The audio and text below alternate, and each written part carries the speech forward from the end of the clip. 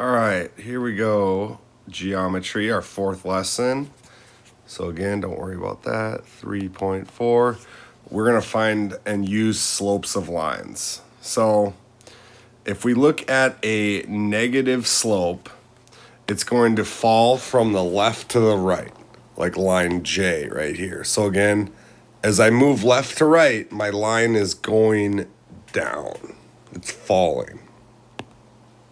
Whereas a positive slope, as I move left to right, my line is like increasing or rising, such as in line K.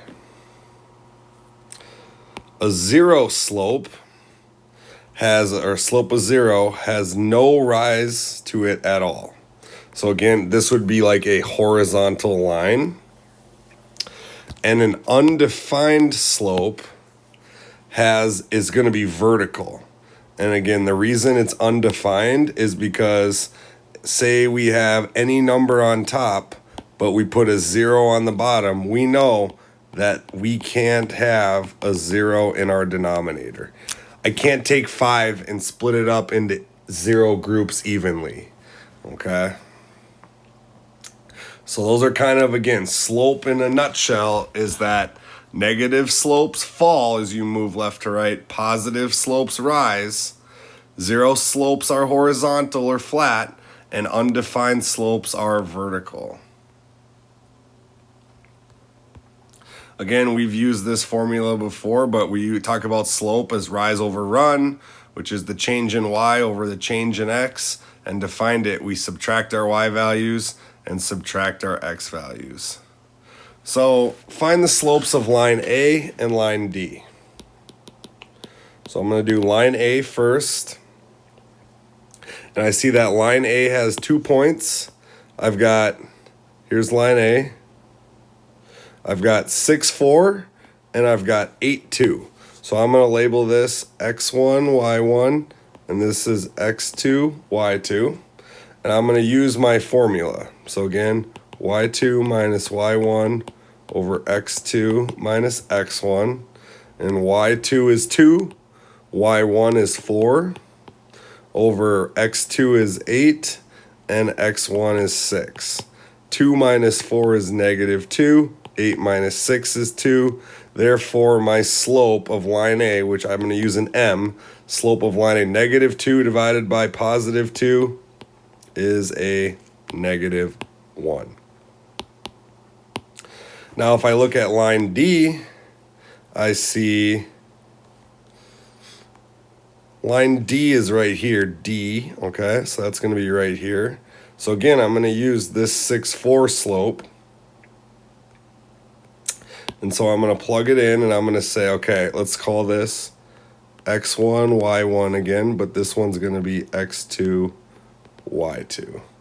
So line D, y2 minus y1 over x2 minus x1. y2 is 0, y1 is 4 over x2 is 6, and x1 is also 6. So I get negative 4 over 0. This is not possible. We just talked about it. You can't take negative 4 and split it up into 0 groups. So the slope of this line is undefined. Okay, I can't do it. And again, that is a vertical line like we just talked about. It would fail the vertical line test, and so it does not work. Slopes of parallel lines are always the same. And if we have perpendicular lines, so again, we like parallel lines because they're the same, their slopes are the same.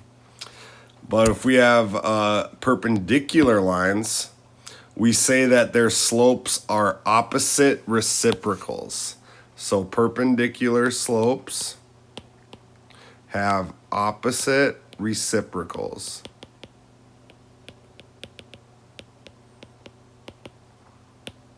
And so what that means is, hey, if I multiply them together, if I multiply my opposite reciprocals together, it's going to equal negative 1. So an example of that would be like if I took the slope of -2, okay?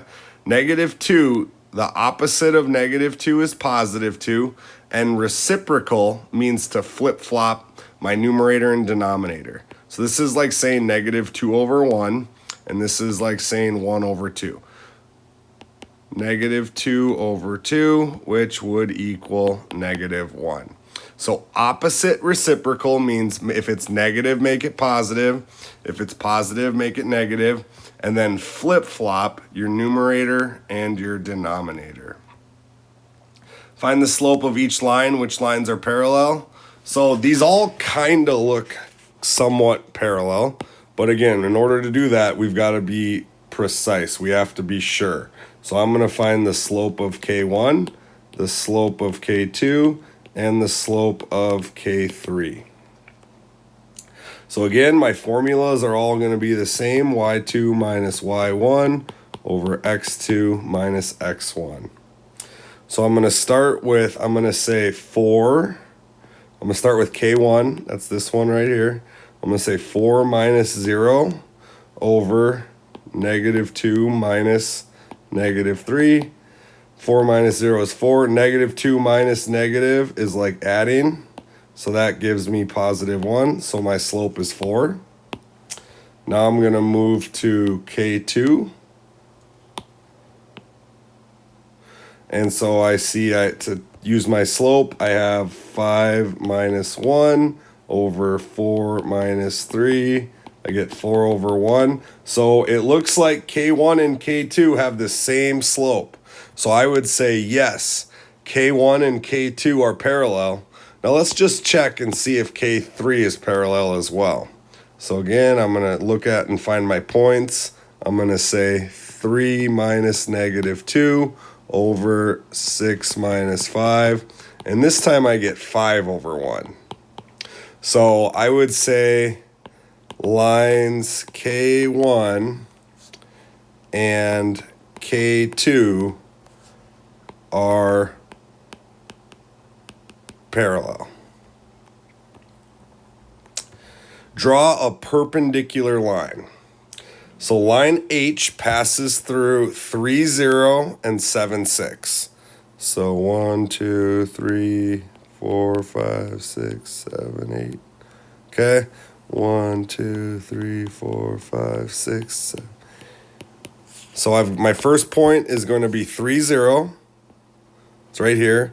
And then 7, 6. Right here. So if I were to kind of connect these,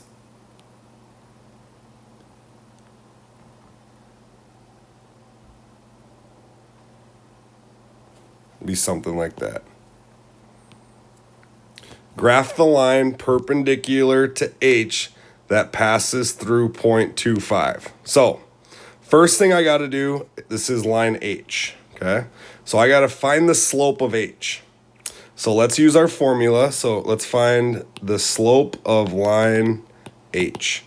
So I'm going to take my points that were given to me, and I'm going to do Y2 minus Y1 over X2 minus X1.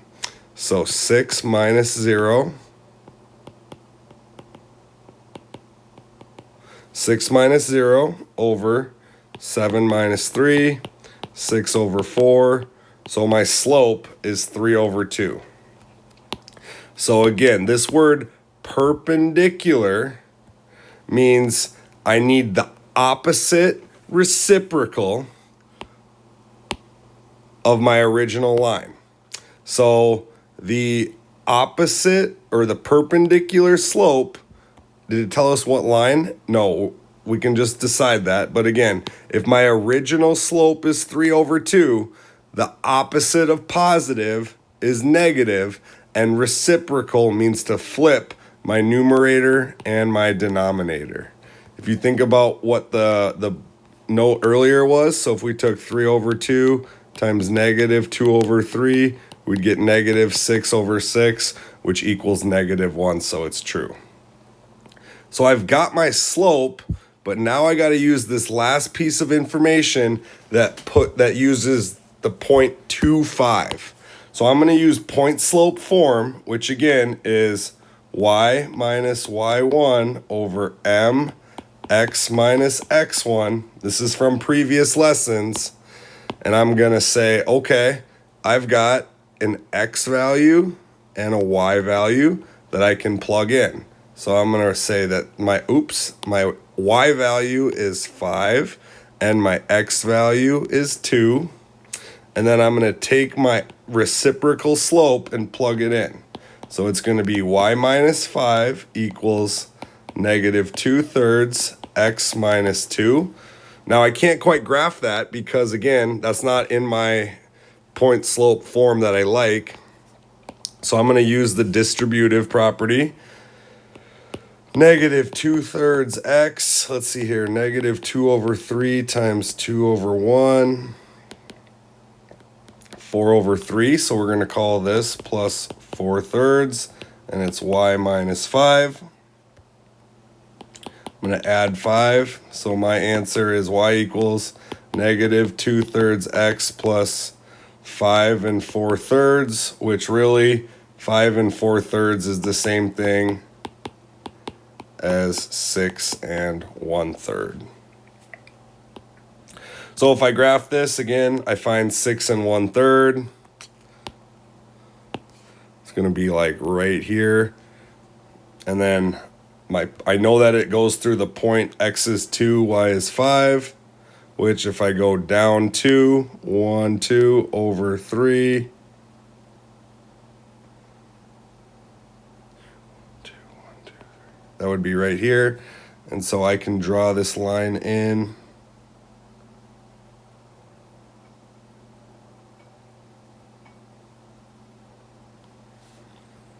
Something like that. And perpendicular lines always create a right angle, okay? So we always have a right angle. Another kind of way you could have solved this problem is you could have said, okay, I found my slope of negative 2/3. I know it has to go through this point. So I'm going to start at x is 2, y is 5, right here. And I'm going to go down 2 over 3.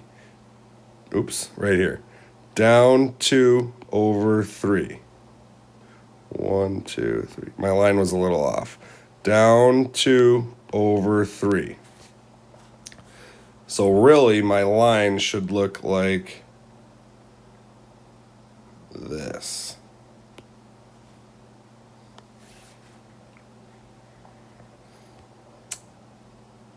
So two kind of ways that you could have drawn that line using slope and using this point.